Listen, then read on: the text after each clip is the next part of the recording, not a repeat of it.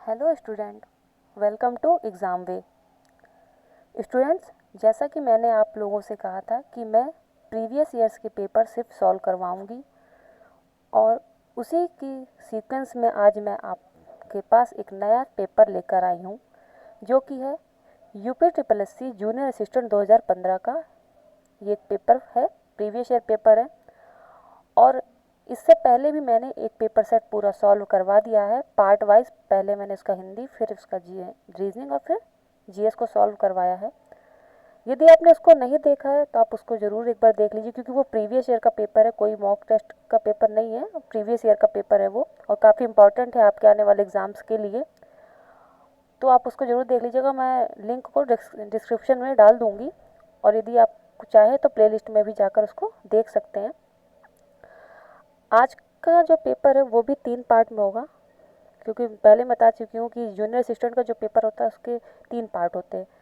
First Hindi, second reasoning और third GS part होता है।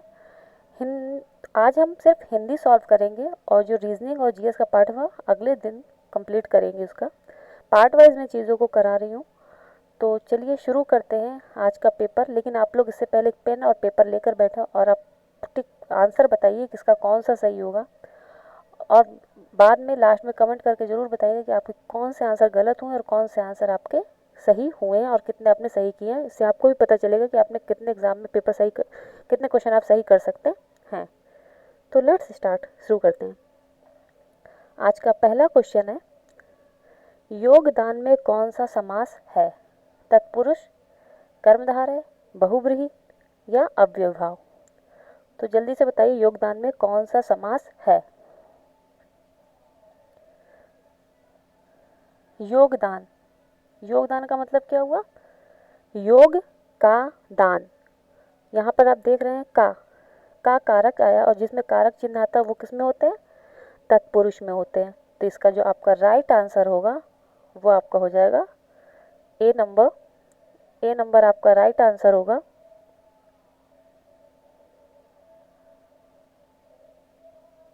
ए नंबर आपका राइट होगा। कर्मधारय, कर्मधारय वो समास, इसमें 3 समास है, उनके बारे में थोड़ा आपको बता देती हूँ। कर्मधारय समास, कर्मधारय समास वो समास होते हैं जिसमें पहला पद विशेषण और दूसरा पद विशेष्य होता, या फिर पहला पद उपमान और दूसरा पद उपमेय होता है। इसमें समस्त पद का उत्तर पद प्रधान होता है, जैसे कि चंद्रमुख, चंद्र जैसा मुख, तो चंद्र क्या है यहाँ पर? उपमान हो गया और मुख उपमेय हो गया। कमल नयन, कमल जैसे नयन, तो यहाँ पर क्या हुई? तुलना हो रही है उपमान उपमेय की। तो जहाँ पर उपमान और उपमेय की हो या फिर विशेषण विशेष की तुलना हो वहाँ पर कर्मधारय समास होता है। सी नंबर भी यहाँ पे दिया ऑप्शन में, बहुब्रीहि दिए हुए, तो बहुब्रीहि के बारे में हम जान लेते हैं। जिस समास के दोनों पद अप्रधान होते हैं और कोई सांकेतिक अर्थ अथवा कोई अन्य वर्ग प्रधान होता है उसे हम बहुब्रीहि समास कहते हैं। जैसे कि नीलकंठ, नीला है कंठ जिसका अर्थात शिव जी, लंबोदर लंबा है उदर जिसका अर्थात गणेश जी। और अव्ययीभाव समास, तो अव्ययीभाव समास जिस समास का पहला पद प्रधान हो और समस्त पद अव्यय हो उसे अव्ययीभाव समास कहते हैं। जैसे कि यथामति, यथामति मतलब मति के अनुसार, आजीवन, जीवन भर। चलिए नेक्स्ट क्वेश्चन देखते हैं। नेक्स्ट क्वेश्चन है, उच्छ्वास का सही संधि विच्छेद क्या होगा? उत् प्लस श्वास, उच्च प्लस श्वास, उत प्लस श्वास या उत प्लस श्वास? बताइए कौन सा आंसर राइट होगा। तो इसका जो आपका राइट आंसर होगा, मैं इसको थोड़ा बड़ा कर देती हूँ,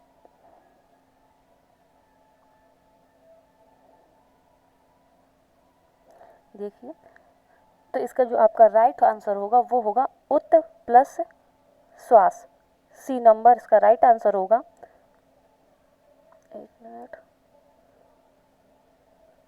उत प्लस श्वास। आपको पता होगा कि ये व्यंजन संधि है, जहाँ पर अगर ता के बाद, अगर आपका ता के बाद शा आ जाता है, ता या फिर दा के बाद शा आ जाता है, तो उसकी जगह पर हम क्या कर देते हैं? आधा चा और छा।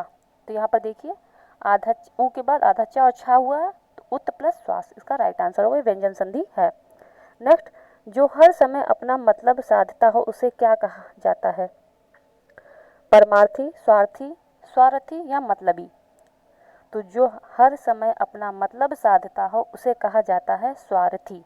मतलब जो हर टाइम अपना सिर्फ मतलब से ही काम आता है, तो वो मतलब से हर जगह मतलब ढूंढता है, तो उसे स्वार्थी कहा जाता है। तो इसका राइट आंसर होगा आपका बी नंबर, इसका राइट आंसर बी। और इसके तीनों के बारे में भी मैं बता देती हूँ।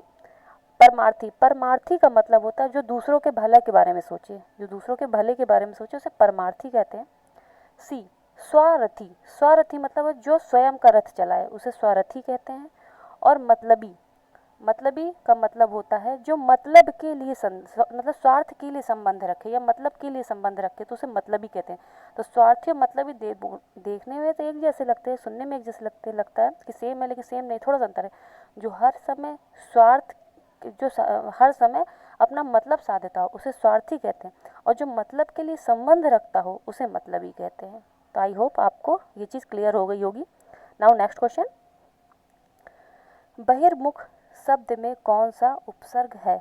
बहिर, बी नंबर बहिर, सी बहिस, डी बही। तो जल्दी से आंसर बताइए, इसका क्या आंसर होगा?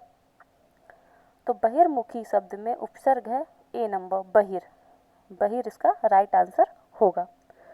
नेक्स्ट क्वेश्चन, निम्न में से कौन सा वाक्य मिश्र वाक्य नहीं है? एक विज्ञान गोष्ठी हुई जिसमें अनेक वक्ता बोले, वह परिश्रमी, दूसरा है वह परिश्रमी ही नहीं वरन ईमानदार भी है। सी मैंने एक पुस्तक खरीदी जो नई था। डी यह वही बच्चा है जिसे बैल ने मारा। तो जल्दी से बताइए इसका राइट आंसर क्या होगा? इसका राइट आंसर होगा बी नंबर, बी, इसका राइट आंसर बी होगा। अब बी आंसर इसका राइट क्यों होगा मैं आपको ये बता देती हूँ। जो रचना के आधार पर जो वाक्य हैं उनको तीन प्रकार से डिवाइड किया गया है। रचना के आधार पर जो हमने वाक्य को कितने प्रकार से, कितने भागों में डिवाइड किया? तीन भागों में डिवाइड किया है। पहला होता है आपका सरल वाक्य, दूसरा संयुक्त वाक्य और तीसरा होता है मिश्र वाक्य। जो आपका सरल वाक्य होता हो उसमें एक विधेय, मतलब कि उद्देश्य एक या एक से अधिक हो सकते हैं, मतलब कर्ता एक या एक से अधिक हो सकता था, लेकिन विधेय सिर्फ उसमें एक ही होता है, वो सरल वाक्य होते हैं। संयुक्त वाक्य वो वाक्य होते हैं जो समुच्चय बोधक शब्दों से जुड़े थे, जैसे और, वरन, बल्कि, किंतु, ऐसे शब्दों से यदि जुड़े होते हैं तो उन्हें हम संयुक्त वाक्य कहते हैं। और तीसरा था मिश्र वाक्य। मिश्र वाक्य में जो दो उपवाक्य होते हैं उसमें संबंध क्या होता है, पहले जो प्रमुख होता है दूसरा उससे रिलेट करता है। जैसे कि देखिए पहला, तीसरा और चौथे में, जैसे एक विज्ञान गोष्ठी हुई जिसमें अनेक वक्ता बोले, मतलब गोष्ठी में अनेक वक्ता बोले, तो निर्भर किसमें, पहले वाले उपवाक्य में, दूसरा वाला उपवाक्य निर्भर है। सी में देखिए मैंने एक पुस्तक खरीदी जो नहीं है, उसने पुस्तक खरीदी, पुस्तक के बारे में ही बताया, तो ये क्या है आपका एक मिश्र वाक्य। यह वही बच्चा है जिसे बैल ने मारा, तो उसने इंडिकेट कि ये वही बच्चा, उस बच्चे के बारे में बता रहा है किसको बैल ने मारा, तो ये मिश्र वाक्य। और बी नंबर में दे रहा है वह परिश्रमी है ही नहीं वरन ईमानदार भी है, मतलब वह परिश्रमी, दो उल्टे वाक्य हैं, मतलब वह परिश्रमी है लेकिन क्या है, वरन मतलब लेकिन, किंतु वो क्या है, ईमानदार है। तो यहाँ वरन लिखा हुआ इसलिए ये संयुक्त वाक्य है, ना कि मिश्र वाक्य। आई होप आप लोगों को समझ में आ गया होगा ये चीज़। नेक्स्ट क्वेश्चन, साहित्य जनता की चित्त वृत्तियों का संचित प्रतिबिंब है, यह उक्ति किसकी है? तो साहित्य जनता की चित्त वृत्तियों का संचित प्रतिबिंब है, यह उक्ति रामचंद्र शुक्ल जी की है। आप कुछ उक्तियों को, इंपॉर्टेंट उक्तियों को याद कर लीजिएगा क्योंकि ये क्वेश्चन अक्सर पूछे जाते हैं। नेक्स्ट, मर्यादा किस युग की प्रसिद्ध पत्रिका थी? तो आपको ये बताना है कि जो मर्यादा है वो किस युग की प्रसिद्ध पत्रिका थी। तो ये जो आपकी प्रसिद्ध पत्रिका है द्विवेदी युग की, इसका आंसर होगा सी। नेक्स्ट, निम्नलिखित काव्य पंक्तियों को उनके रचनाकारों के साथ सुमेलित कीजिए। ए भक्ति ही ज्ञान ही नहीं कछु भेदा, हम राज्य के लिए मरते हैं, ये उपमान मेले हो गए हैं, बतरस लालच लाल की। और ऑप्शन इस साइड ऑप्शन दिए राइट में, अज्ञेय, बिहारी, मैथिली शरण गुप्त और तुलसीदास। आपको सुमेलित करना है कि कौन सा राइट आंसर होगा। तो इसका राइट आंसर होगा सी नंबर, क्योंकि भक्ति ही ज्ञान ही नहीं कछु भेदा, ये उक्ति बोली है तुलसीदास ने। और आपको पता है कि तुलसीदास जी ने अवधि लैंग्वेज में सारे अपनी चीज़ें लिखी हैं मोस्टली, तो आप देखिए अवधि लैंग्वेज जैसा लग भी रहा है आपको। सेकेंड है हम राज्य के लिए मरते हैं, तो ये मैथिली शरण गुप्त ने बोला था। ये उपमान मेले हो गए हैं, ये अज्ञेय के है। और बतरस लालच लालच लाल की, ये उक्ति तो काफ़ी फेमस है, बतरस लालच लाल की, और ये बिहारी की है। तो आप देख सकते हैं, अगर आपको देखें तो सिर्फ एक ऐसा ही, अगर आपको दो नहीं भी आ रहा तो आप दो से कैच कर सकते थे कि भक्ति ही ज्ञान ही नहीं कछु भेदा, तुलसीदास तो किसमें ए और 4 सी नंबर में, और बतरस लालच लाल की जो बिहारी की है, और D2। तो इसमें आप देखिए यही दोनों इसी में सिर्फ ऐसा है जो यहाँ मैच हो रहा है, तो इसलिए सी नंबर का राइट आंसर होगा। नेक्स्ट क्वेश्चन, निम्नलिखित शब्दों के विलोम शब्द चुने। तब आपके 9 से 10 दो क्वेश्चन में आपको विलोम शब्द बताने हैं। कृतज्ञ, कृतज्ञ का आपका विलोम शब्द क्या होता है? कृतघ्न, अभ्यस्त, कर्तव्य या संपादित। तो जो राइट आंसर होगा वो होगा ए, कृतघ्न। नेक्स्ट, संकीर्ण, संकीर्ण का विलोम शब्द बताइए। उत्कीर्ण, उदार, विकीर्ण, अनुदार। तो संकीर्ण का जो विलोम होता है वो होता है विकीर्ण, सी नंबर। नेक्स्ट, निम्नलिखित शब्दों के पर्यायवाची शब्द चुने। मृगधर, मृगधर किसका पर्याय है? सिंह, चंद्रमा, शिव या मयूर। और इन चारों के आपको मुझे दो दो पर्यायवाची कमेंट में लिखकर बताने हैं, इन चारों के पर्यायवाची। और 12 नंबर में भी पर्यायवाची दिए, इन चारों के भी दो दो पर्यायवाची आप मुझे कमेंट सेक्शन पर लिखकर बताइएगा कि आपको आ रहे हैं कि नहीं आ रहे हैं। तो मृगधर, मृगधर जो पर्यायवाची है वो शिव जी का है। मृग को धारण करने वाले ये जो आपके हैं वो है शिव जी का पर्यायवाची है। शिव के पर्यायवाची और भी हैं, त्रिपुरारी, महादेव, भोले और शंकर, शंभू। ये सब आपके किसके पर्यायवाची हैं? शिव के पर्यायवाची हैं। चंद्रमौली, गंगाधर, ये सब शिव के पर्यायवाची हैं। सिंह, सिंह के पर्यायवाची आपके हो गए शार्दूल, सिंह, केशरी, केहरी, केसी, हरि, वनहरि, वनराज और मृगारी, मृगेंद्र, मृगराज। ये सब देखिए दोनों थोड़ा ध्यान रखिएगा। मृगधर शिव जी का और मृगराज सिंह को बोला जाता है, दोनों में थोड़ा सा डिफरेंस है, ध्यान रखिएगा इस चीज़ को।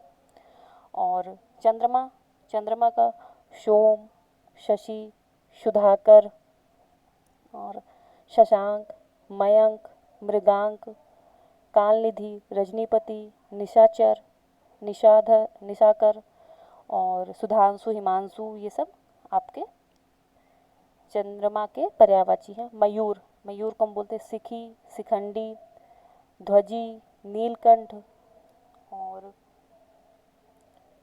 केकी, कलापी। ये सब आपके मयूर के पर्यायवाची होते हैं। पराग, सेकंड क्वेश्चन है, मतलब 12 क्वेश्चन है आपका। पराग, पराग का जो आपका, एक मिनट ये पूरा नहीं दिख रहा है, मैं इसको सही कर देती हूँ।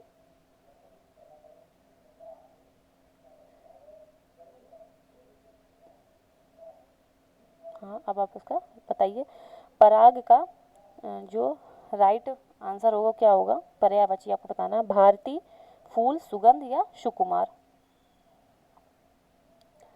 सुकुमार क्या होगा?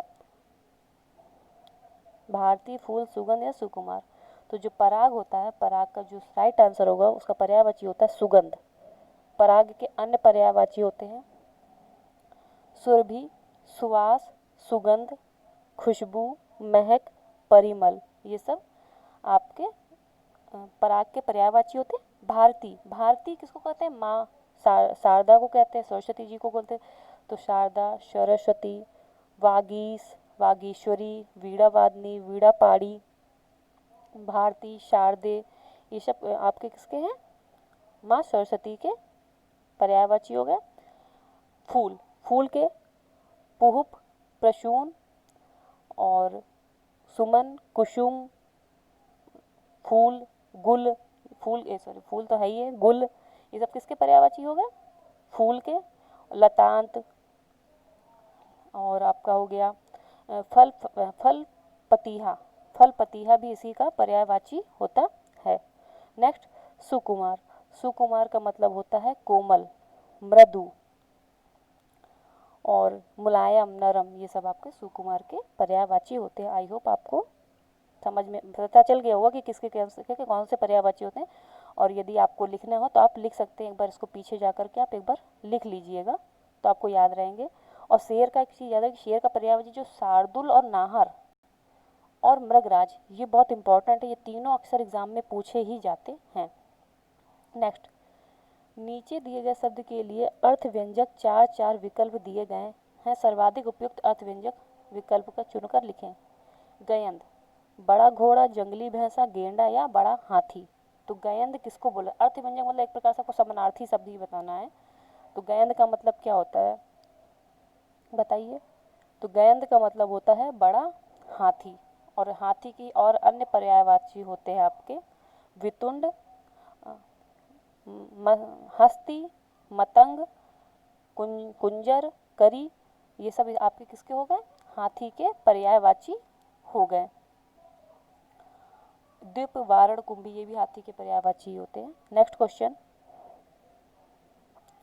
एक मिनट, मैंने शायद टिक नहीं किया, एक मिनट, इसका होगा, इसका जो आपका राइट आंसर होगा, इसका जंगली हाथी और इसका मैंने बता ही दिया था सुगंध, इसका राइट आंसर होगा। नेक्स्ट, मूढ़ चेता, मूढ़ चेता का क्या होगा? मूर्ख जो बाद में चतुर बन गया हो, आलसी, मूर्ख, दूसरों को मूर्ख बनाने वाला। तो 14th नंबर का जो राइट आंसर होगा वो सी, मूर्ख, मूढ़ चेता का मतलब होता है मूर्ख। नेक्स्ट, प्रायोगिक, प्रायोगिक का क्या अर्थ होता है? जिसका प्रयोग कई वस्तुओं के योग से किया जाए, जिसका पहले प्रयोग किया जा चुका हो, जिसका प्रयोग भविष्य में हो, जिसका नित्य प्रयोग किया जाए। राइट आंसर क्या होगा? जल्दी से बताइए, अपने पेन पेपर पे लिखते जाइएगा, लास्ट में आपको कमेंट करके बताना आपने कितने राइट आंसर दिए। तो इसका जो राइट आंसर होगा जिसका पहले प्रयोग किया जा चुका हो, बी नंबर। नेक्स्ट क्वेश्चन, खिली हुई हवा आई, फिरकी सी आई, चल गई। पंक्ति में अलंकार है, कौन सा अलंकार है? अब आपको ये बताना है। उपमा, अनुप्रास, संभावना या उत्प्रेक्षा। बताइए कौन सा अलंकार है? तो इसका जो राइट आंसर होगा वो ए, उपमा अलंकार। यहाँ पर क्या दे रहा है? हवा आई, कैसी आई? फिरकी सी आई और चल गई। तो यहाँ पे आपको क्या कर रहा है? उपमान दे रहा है, उपमा उपमान की कंपैरिजन हो रही है, इसलिए यहाँ पर क्या होगा? आपका उपमा अलंकार होगा। और देखिए यहाँ पर सी वर्ड है, यहाँ पर सी, सम और ज्यो त्यों आ जाता है, तो वहाँ पर सरिस, ये सब शब्द आ जाते हैं, तो वहाँ पर उपमा अलंकार होता है। अनुप्रास अलंकार क्या होता है? जब एक वर्ण की आवृत्ति एक से अधिक बार हो, वहाँ पर अनुप्रास अलंकार होता है। और उत्प्रेक्षा अलंकार क्या होता है? जहाँ उपमेय में उपमान की संभावना व्यक्त की जाए, और तो वहाँ पे क्या होता है? उत्प्रेक्षा अलंकार होता है। उत्प्रेक्षा अलंकार जैसे मनु, मानो, जनु, जानो, मनहु, जनहु शब्दों का प्रयोग इसमें मिल जाए। जैसे सोहत ओढ़े पीठ पीतपट, श्याम सलोने गात, मनहु नील मणि शैल पर, आतप प्रयोग प्रभात। यहाँ देखिए मनहु वर्ड आ गया, तो ये क्या आपका उत्प्रेक्षा अलंकार है। नेक्स्ट, पापी मनुज भी आज मुख से राम नाम निकालते, इस काव्य पंक्ति में अलंकार है विरोधाभास, दृष्टांत, विभावना या फिर उदाहरण। राइट आंसर बताइए कौन सा होगा? तो इसका जो राइट आंसर होगा वो ए होगा, विरोधाभास। विरोधाभास इज राइट आंसर। जहाँ पर विरोध की भाव, आप वर्ड से देखिए, विरोध का आभास, यहाँ पे विरोध रियल विरोध नहीं हो लेकिन विरोध का आभास हो। जैसे पापी मनुज भी आज मुख से राम राम राम नाम निकालते हैं, तो विरोध का आभास हो रहा है ना, इसलिए यहाँ पर विरोधाभास होगा। नेक्स्ट, शांत रस का स्थायी भाव क्या है? निर्वेद, रति, श्रृंगार या ग्लानि। बताइए जल्दी से, इसका स्थायी भाव क्या होगा शांत रस का? शांत रस का आपका स्थायी भाव होता है निर्वेद। रति किसका होता है? रति किसका स्थायी भाव है? श्रृंगार रस का। श्रृंगार रस तो खुद ही एक स्थायी भाव नहीं, श्रृंगार रस का स्थायी भाव रति होता है। और यदि आप जुगुप्सा किसका स्थायी भाव होता है? आप मुझे ये कमेंट करके बताइएगा कि जुगुप्सा किसका स्थायी भाव होता है। नेक्स्ट क्वेश्चन, इसका आंसर हो जाएगा आपका निर्वेद। नेक्स्ट, कुल मिलाकर आत्मरक्षा आपको इन क्वेश्चंस में क्या करना है, आपको पूरा सेट करना है, इनको एक लाइन से पूरा अच्छे से सेट करना है। कुल मिलाकर आत्मरक्षा, याद दिया है कि रपट तथा पुलिस अधिकारियों की बातों से यही निष्कर्ष सामने आता है कि छात्राओं में आत्मरक्षा के लिए सुरक्षा के तरीकों में के मामले में महिला आयोग और 1 और 6 6 नंबर में आपको दिया निपुण किया जाता, मतलब 1 से 6 तक, मतलब आपको 6 वाक्य में पूरा लाइन से सेट करना है, एक सही वाक्य को पूरी तरह बनाना है आपको। तो उसको बनाइए और बताइए क्या इसका राइट आंसर होगा, ए, बी, सी या फिर डी। तो बनाकर देख लेते हैं। कुल मिलाकर आत्मरक्षा,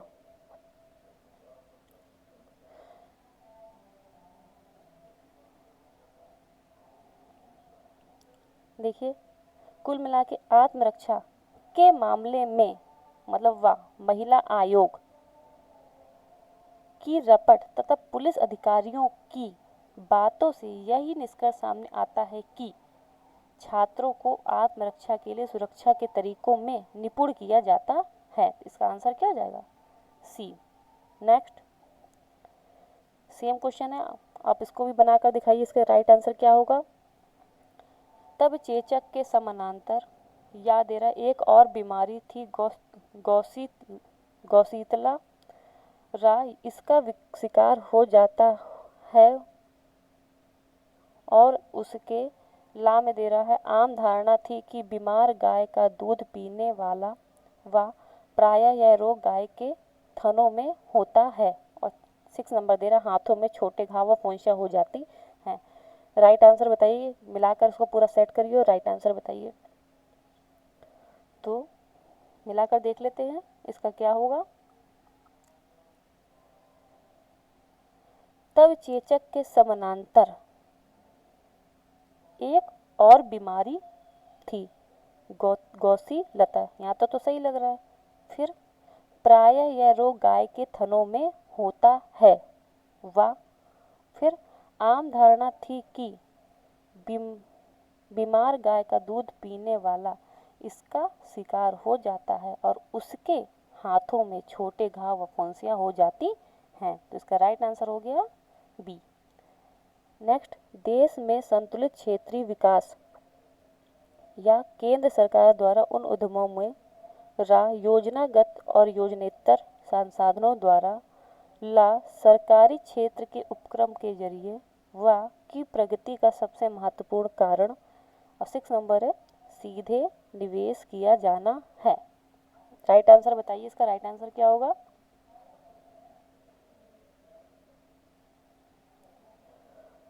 तो चलिए देख लेते हैं इसका राइट आंसर। देश में संतुलित क्षेत्रीय विकास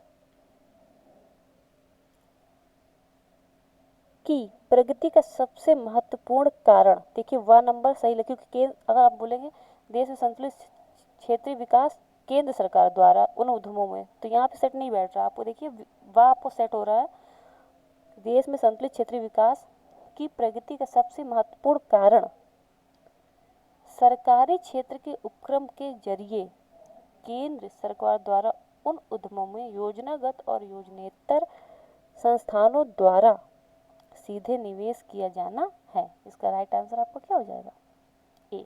नेक्स्ट, राज्यों को विभिन्न योजनाओं के लिए जो संसाधन दिए जाते हैं, योजना आयोग के माध्यम से देश के विभिन्न भागों का उनका उद्देश्य संतुलित क्षेत्रीय विकास करना है। इसका राइट आंसर बताइए क्या होगा, ए, बी, सी, डी में से क्या राइट आंसर होगा।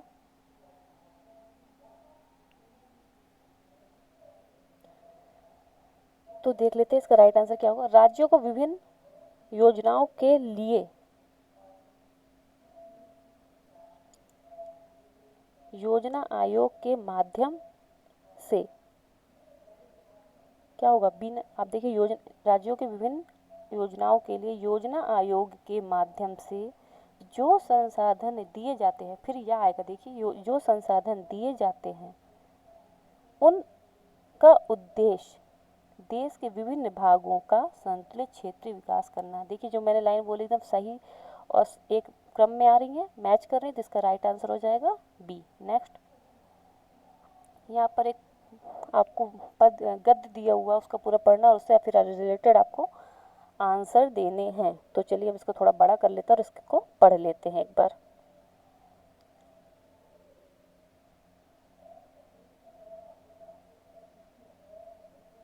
इसको थोड़ा बड़ा करके पढ़ लेते जल्दी से।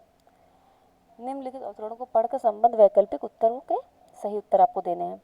हम सब लोग एक भीड़ से गुजर रहे हैं जो सवेरे घर से निकलकर, इसको और बड़ा कर लेते थोड़ा, आपको दिखाई देगा, घर से निकलकर दफ्तर और वापस घर जाकर अपना दिन सार्थक करते हैं।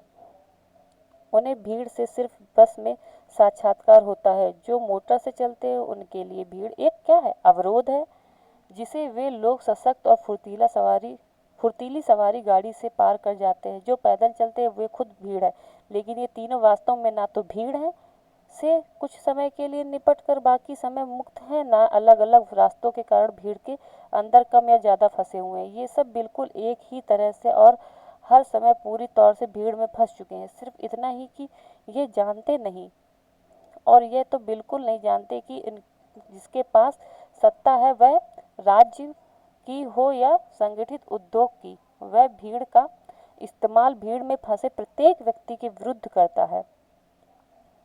जान भी ले तो सिर्फ इतना जानते हैं कि हम इस संसार के नहीं रह गए हैं और हमारे चारों तरफ जीवन नहीं बल्कि भीड़ है। जो अपनी शक्ल भीड़ के पर्दे पर नहीं देख सकते, अगर उन किसी को यह शक्ल दिखाई देने लगे तो उसे मालूम होता है कि अब वह जिस भीड़ को पहचानता है वह अभी तक उसके विरुद्ध इस्तेमाल की जा रही है। अपनी शक्ल का एक परिचय कवि के लिए जो एक भीड़ से अन्य सामान्य जनों की अपेक्षा अधिक गहरा भाषाई संबंध रखता है, एक मुक्त कर देने वाला अनुभव बन जाता है। उसका विपर्याय भी सही है कि जब तक उसे अपनी शक्ल नहीं दिखाई देती वह फंसा रहता है।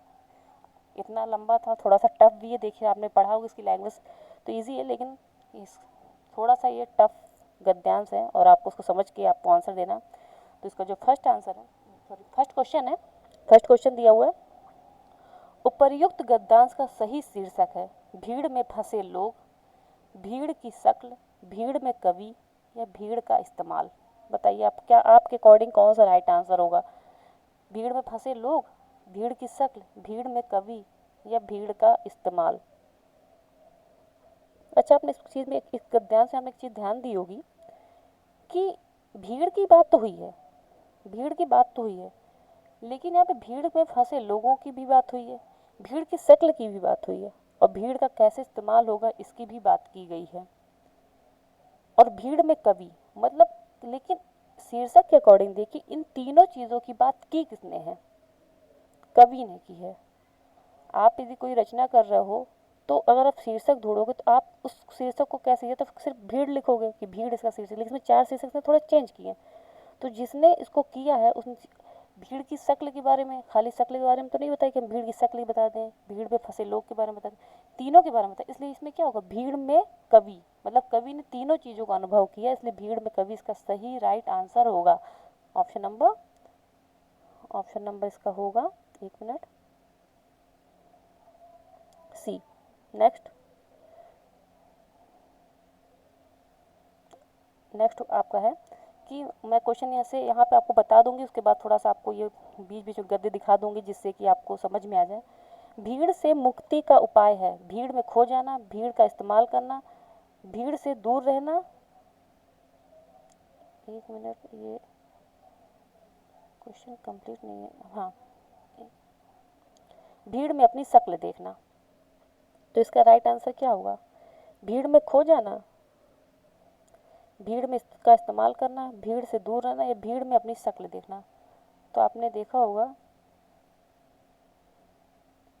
कि यहाँ पर हमने एक लाइन पढ़ी थी, चारों तरफ जीवन नहीं भीड़ है, जो अपनी शक्ल भीड़ के पर्दे पर नहीं देख सकते।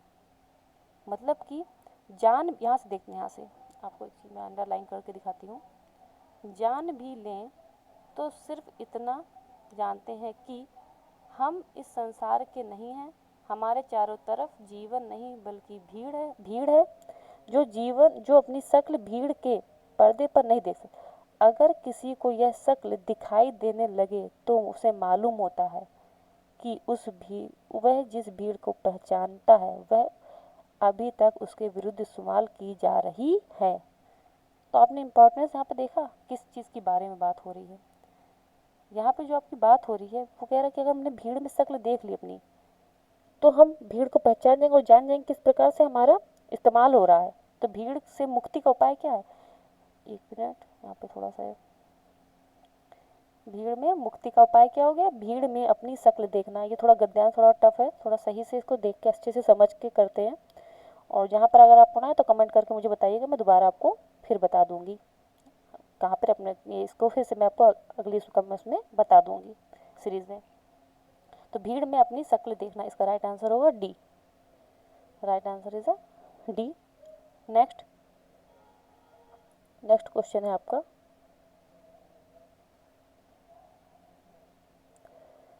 भीड़ किसके लिए रुकावट है? मोटर में चलने वालों के लिए, दौड़ने वालों के लिए, पैदल चलने वालों के लिए, बस में चलने वालों के लिए?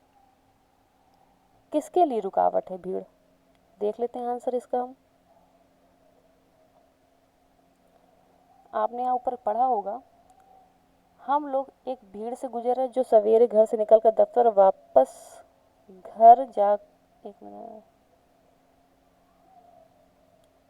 घर जाकर अपना दिन सार्थक करते हैं। उन्हें भीड़ से सिर्फ बस में साक्षात्कार। जो मोटर से चलते उनके लिए भीड़ क्या है? एक अवरोध है, मतलब एक रुकावट है। जो मोटर से चलते हैं उनके लिए भीड़ क्या है? एक रुकावट है। तो बस इसका राइट आंसर क्या हो जाएगा? ए। इसका राइट आंसर ए हो जाएगा आपका। जो मोटर से चलते हैं, मोटर चलने वालों के लिए क्या है? भीड़ एक रुकावट है। नेक्स्ट क्वेश्चन है, भीड़ का इस्तेमाल किसके विरुद्ध किया जाता है? विरोधियों के विरुद्ध, भीड़ में फंसे लोगों के विरुद्ध, सरकार के विरुद्ध, या जनता के विरुद्ध? अभी मैंने थोड़ी देर पहले इसका हाईलाइट किया था कि हम भीड़ का इस्तेमाल किसके विरुद्ध करते हैं। तो देख लेते हैं एक बार हम और इसके बारे में। यहाँ पर मैंने आपको बताया था, देखिए थोड़ा सा यहाँ पे, एक मिनट मैं आपको बता देती हूँ। ये यहाँ पे मिल गया, देखिए अब, वह भीड़ का इस्तेमाल भीड़ में फंसे प्रत्येक व्यक्ति के विरुद्ध करते हैं। यहाँ पर आपको दिखाई दिया, वह भीड़ का इस्तेमाल भीड़ में फंसे प्रत्येक व्यक्ति के विरुद्ध करते हैं। तो इसका राइट आंसर क्या हो जाएगा? भीड़ में फंसे लोगों के विरुद्ध। इसका राइट आंसर हो जाएगा भीड़ में फंसे लोगों के विरुद्ध। आई होप आपको ये पैराग्राफ समझ में आया होगा। अगर नहीं आया तो आप लोग मुझे कमेंट करके जरूर बताएं। इस पैराग्राफ के लिए मैं एक अलग से वीडियो जरूर बना दूंगी अगर नहीं समझ में आया होगा आपको तो। नेक्स्ट, भीड़ का इस्तेमाल कौन करता है? सरकार, पूंजीपति, सत्ताधारी या नेता? तो हम देख लेते हैं थोड़ा सा एक बार और इसको। भीड़ का इस्तेमाल कौन करते हैं? थोड़ा सा हम सर्च कर लेते हैं कहाँ पर हो सकता है। ये भी मैंने भी पढ़ा भी था। एक मिनट, यहाँ पे जान भी ले आपको,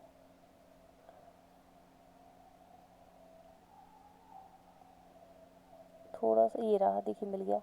और यह तो बिल्कुल नहीं, सिर्फ इतना ही कि ये जानते नहीं, और यह तो बिल्कुल नहीं जानते कि, देखिए यहाँ पर सिर्फ इतना ही कि ये जानते ही नहीं कि, यह तो बिल्कुल नहीं जानते कि जिसके पास सत्ता है वह राज्य की हो या संगठित उद्योग की, वह भीड़ का इस्तेमाल भीड़ में फंसे प्रत्येक व्यक्ति के विरुद्ध करता है। तो दो आंसर आपको यहाँ से मिले, एक तो प्रत्येक व्यक्ति के विरुद्ध और दूसरा सत्ता, जिसके पास क्या है? सत्ता। तो इसका जो राइट आंसर हो जाएगा वो क्या होगा आपका? देख लेते हैं नेक्स्ट में क्या होगा। सरकार, पूंजीपति, सत्ताधारी या नेता? तो इसका राइट आंसर सी, अर्थात सत्ताधारी लोग। नेक्स्ट क्वेश्चन है,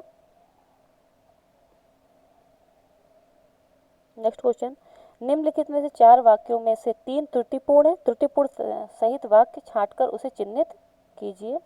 थोड़ा वीडियो लंबा हो जाएगा क्योंकि मैं उसको अच्छे से आपको बताना चाहती थी, तो आप बने रहिएगा, उसको देखिएगा ज़रूर। तो गीतों की पुस्तक एक ला दीजिए, गीतों की एक पुस्तक ला दीजिए, गीतों की पुस्तक ला दीजिए, एक गीत की पुस्तक ला दीजिए। कमेंट करके बताइए राइट आंसर क्या होगा 28 का। तो राइट आंसर होगा गीतों की एक पुस्तक ला दीजिए। एक मिनट, इसका right answer is A B. Right answer is A B. B इसका राइट आंसर है। नेक्स्ट, मैं सारी रात भर जागता रहा, मैं पूरी रात भर जागता रहा, मैं पूरी रात में जागता रहा, मैं सारी रात जागता रहा। राइट आंसर क्या होगा इसका? ऑप्शन नंबर डी, मैं पूरी रात, मैं सारी रात जागता रहा। नेक्स्ट, जब तक मैं नहीं आऊँ इस समय तक तुम पढ़ते रहना, जब तक मैं ना आऊँ तब तक तुम पढ़ते रहना, जब तक मैं ना आऊँ उस समय तक तुम पढ़ते रहना, जब तक मैं नहीं आऊँ तब तक तुम पढ़ते रहना। तो देखिए पहला तो गलत है, पहला वाला क्या है आपका गलत है, और आप ध्यान दीजिए कि सी नंबर भी आपका गलत है। बचे दो, जब तक मैं ना आऊँ तब तक तुम पढ़ते रहना, जब तक मैं नहीं आऊँ तब तक तुम पढ़ते रहना। तो आप घर में भी यूज़ करते होंगे ऐसे वर्ड्स कि जब तक मैं ना आऊँ, नहीं नहीं बोलते, जब तक मैं ना आऊँ तब तक तुम पढ़ते। राइट आंसर क्या हो जाएगा आपका? बी। नेक्स्ट, यह काम मैं आसानी सहित कर सकता हूँ, यह काम मैं आसानी से कर सकता हूँ, यह काम मैं आसानी पूर्वक कर सकता हूँ, यह काम मैं आसानी के साथ कर सकता हूँ। तो राइट आंसर क्या होगा? बी, यह काम मैं आसानी से कर सकता हूँ। गांधी जी का अर्थशास्त्र धर्म और ब्लैंक्स पर आधारित है। बताइए क्या होगा? न्याय, यश, प्रशासन या अहिंसा। गांधी जी का अर्थशास्त्र किस पर निर्भर है? धर्म और न्याय पर, धर्म और न्याय पर। नेक्स्ट, ब्लैंक्स है, दृष्टि राष्ट्रीयता का आधार है। क्या है? धर्म सम्मत, धर्म सापेक्ष, धर्मानुसार, धर्मनिरपेक्ष। तो धर्मनिरपेक्ष दृष्टि क्या है? राष्ट्रीयता का आधार है। अगर हम धर्म को नहीं लेंगे, मतलब सभी के धर्मनिरपेक्ष मतलब धर्म को हम अपने अपने धर्म को मानते हैं, लेकिन हम किसी पर्सन को धर्म के अकॉर्डिंग नहीं तुलना करेंगे, उसको सिर्फ एज अ ह्यूमन बीइंग उसको हम तुलना करेंगे, तो इसका मतलब है धर्मनिरपेक्ष। लोकतंत्र राज्य जनता में राष्ट्रीय भावना ब्लैंक्स रूप में जागृत करता है। किस रूप में? संकीर्ण, अस्वाभाविक, अनिरंजित या स्वाभाविक। तो लोकतंत्र राज्य जनता में राष्ट्रीय भावना क्या करता है? स्वाभाविक रूप से जागृत करता है। अब कोई जबरदस्ती तो हमारे ऊपर लोक मतलब कि राष्ट्रीय भावना नहीं डाल सकता ना, स्वाभाविक रूप से ये जागृत होती है। नेक्स्ट क्वेश्चन, विकास के लिए आर्थिक ब्लैंक से आवश्यक होती है विविधता, सक्षमता, आत्मनिर्भरता या बहुलता। मतलब कौन सा आंसर राइट होगा? तो विकास के लिए आर्थिक आत्मनिर्भरता आवश्यक होती है। 36 नंबर, निम्न में से कौन सा व्यंजन पार्श्विक है? श, ल, झ या फिर या। बताइए कौन सा सही है?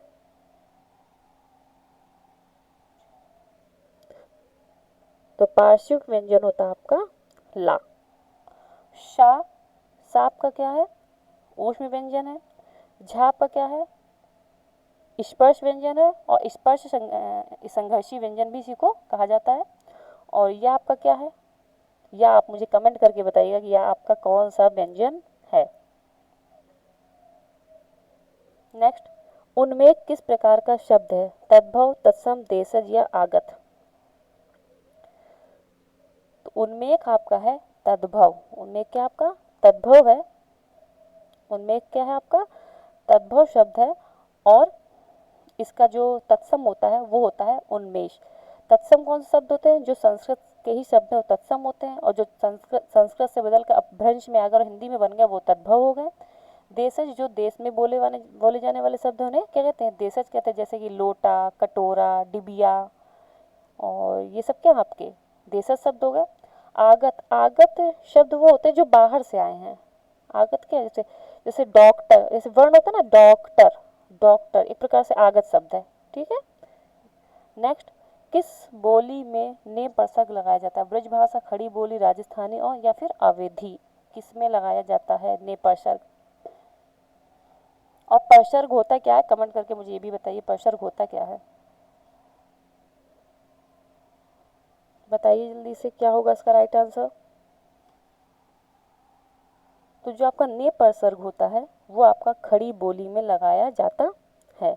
ने परसर्ग आपका खड़ी बोली में लगाया जाता है। ब्रज भाषा, अगर हम ब्रज भाषा की बात करते हैं तो जो ब्रज भाषा में जो हमारे परसर्ग होते हैं वो नय होता है, ने नहीं होता, नय होता, नय, नय परसर्ग। परसर्ग मतलब क्या होता है, कारक, परसर्ग कारक को कहते हैं। ठीक है, तो जो हमारा खड़ी बोली होता है उसमें कर्ता जो कारक होता है, कर्ता परसर्ग होता है ने, और जो हमारा ब्रज भाषा में होता है नय।